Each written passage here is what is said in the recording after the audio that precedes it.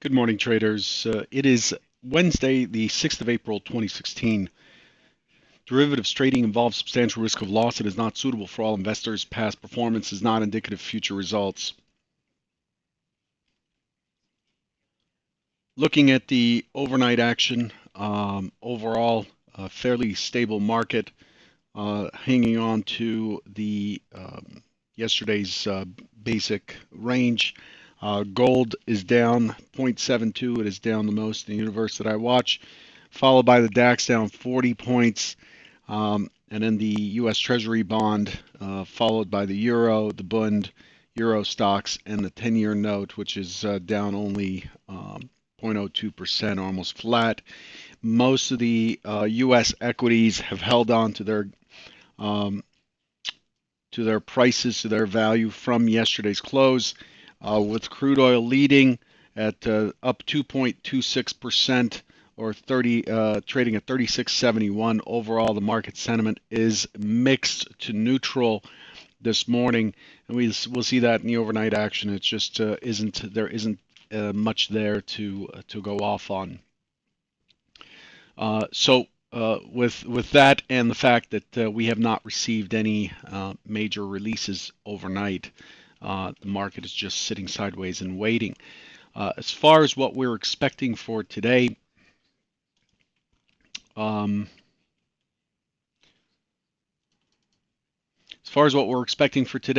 we have crude oil at 9:30 Central, 10:30 Eastern.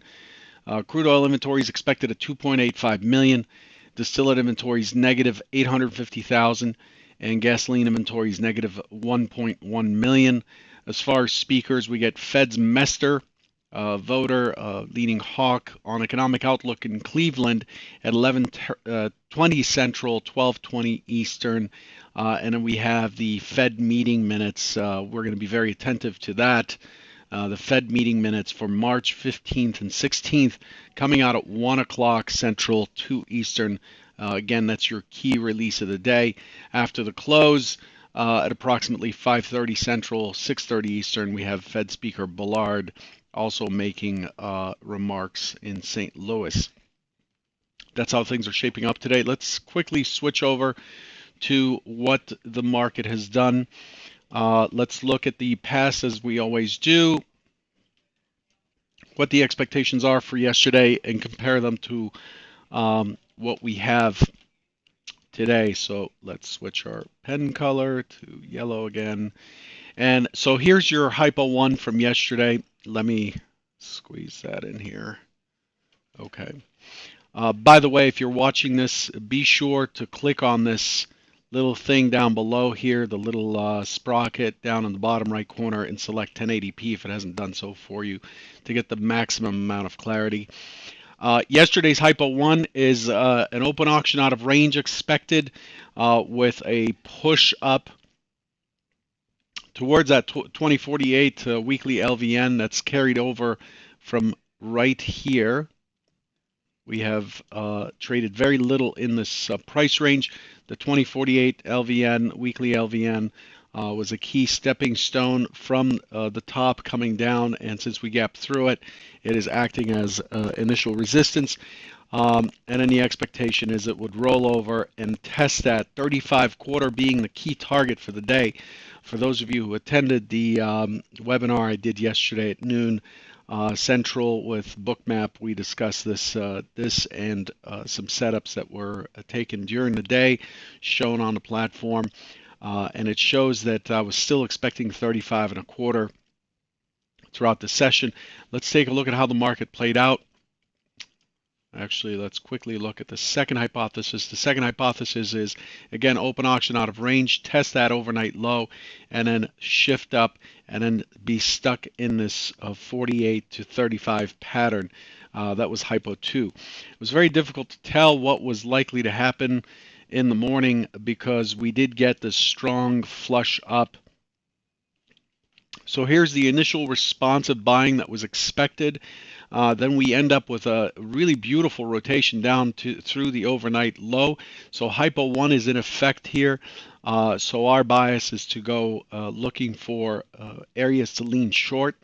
However, this news release here I believe it was ECB's Nowotny or something. Um, this news release here reversed things. It kind of obliterated the mid trade. It moved very quickly through here, and it ended up pushing to 48 ahead of that um, weekly LVN to the dot there, and then it just chopped around for the session, and then eventually by the end of the session, let's expand this out. By the end of the session, what do? We get our primary target, which is at 35 and a quarter, and make it down to 34 and a quarter, pushed by 4 ticks, and then we push back to the mid, and that's where we close. Notice yesterday's session is completely Gaussian in nature. This looks like something out of a statistics book. The value area is very valid yesterday, and it's going to be something we're going to be paying very close attention to this morning, um, and especially since we're opening in value in range. We're pushing right against the overnight low right now in the S&P at 39. But overall, if you compare what was expected here up to 48, a push up to 48, a push up to 48 and a rotation down up to 48 here and a rotation down to 35, and you look at yesterday's action, and you pretty much have that same thing. The sequence was kind of odd, up to 48 down to 35. The sequence was kind of odd. There was a lot of noise in the middle, but that was expected. Remember, open auction out of range, inside of major balance here. So if we look at the overall setup, you could see that we are still in the balance zone. Here's the balance zone. Um, we can include Monday's action in this balance. We're in this big balance zone. We're in this big balance zone, and we opened right on the extreme of that balance zone right down here, and the idea was it's likely to attempt to push up and get rejected up here, and I'm still expecting that to happen. I'm expecting a test of 57 from below, maybe today. But overall, we sat in balance yesterday on the lower end. The market was not able to close the gap. There's a statistic in play here. When a gap doesn't close within the first 4 brackets or 2 hours, then the probability of it closing become worse and worse as the day goes on. Sometimes we get a small spurt and start to push and close that gap zone later on, but the probabilities are not so great. I won't share that probability because it's very old and I have not updated it in at least I think 5 or 6 years. Generally, the probabilities and statistics in this product do not creep very much. They might change by a few percentage points, but not great enough that we would dispose of them. I just don't have it down and recent enough to be able to quote it. So what do we have for today? Let's take a quick look at yesterday. I mean, the overnight